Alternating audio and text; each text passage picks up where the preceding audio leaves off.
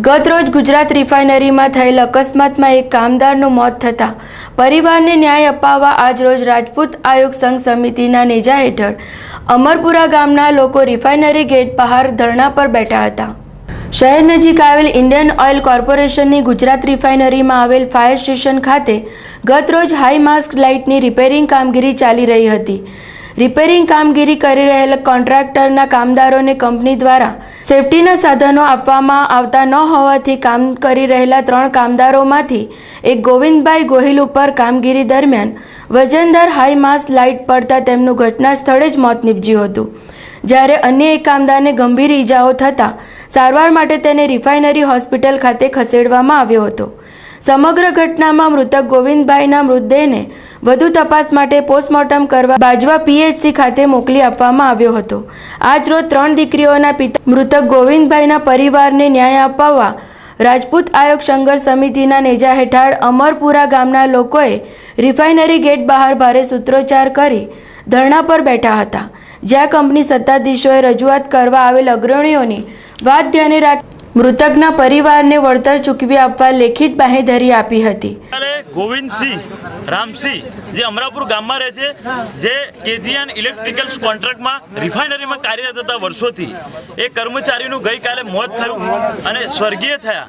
ત્યારબાદ રિફાઇનરીના આઈઓસીએલના કોઈ પણ લોકો ગઈકાલે ત્યાં આગળ આવ્યા નહોતા, મેનેજમેન્ટને કોઈ સ્વીકારે નહોતા। ત્યાર પછી અમે સવારે ગ્રામજનો અને તમામ સમાજના આગેવાનો આજે ભેગા થઈને રિફાઇનરી ગેટ આગળ બેસી રહ્યા અને બેસ્યા પછી એ લોકોએ નિકાલ કર્યો।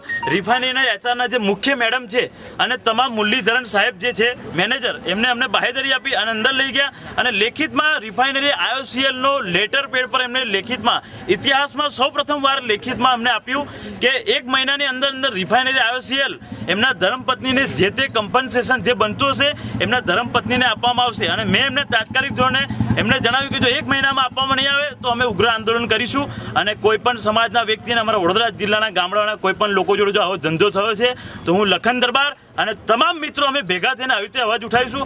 આજે અમારા સમાજની, આજે ગામડાઓની આજે જીત થઈ છે એની બદલ તમામને અભિનંદન પાઠવું અને અમને દુઃખ છે કે અમારા સમાજના વ્યક્તિ આજે અમને છોડીને જતા રહ્યા છે, પરંતુ અમારી જીત થઈ છે। એમાં 3 છોકરીને સહાય મળશે, ન્યાય મળશે।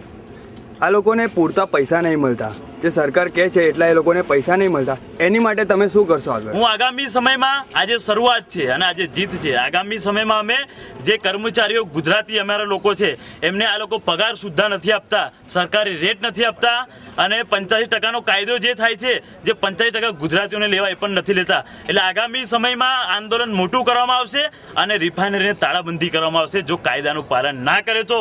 અને હું લખન દરબાર બાહેધરી આપું છું કે તાત્કાલિક ધોરણે આ તમામ પ્રશ્નોનું નિવારણ લાવો, નહીં તો આજે જેવી રીતે અમે જીત કરી છે એવી રીતે આગામી સમયમાં પણ અમારા ન્યાય માટે જીત લઈશું। અત્રે ઉલ્લેખનીય છે કે શહેર નજીક આવેલ ગુજરાત રિફાઇનરીમાં અકસ્માતના બનાવો વારંવાર બનતા રહે છે અને કંપની સત્તાધીશો દ્વારા કંપનીમાં કામ કરતા કામદારોને યોગ્ય વળતર પૂરું પાડવામાં આવતું નથી। જીવના જોખમે કામદારો પોતાનું પેટીયું રડતા હોય છે, ત્યારે કંપની દ્વારા કામદારોને યોગ્ય વળતર ચૂકવવામાં આવે તેવી માંગ કામદારો દ્વારા વારંવાર કરવામાં આવી છે। ત્યારે એક દિવસ પહેલા બનેલ ઘટનાથી કંપની સત્તાધીશો બોધપાઠ લઈ કામદારોને પૂરું વળતર આપે તે ઇચ્છનીય છે।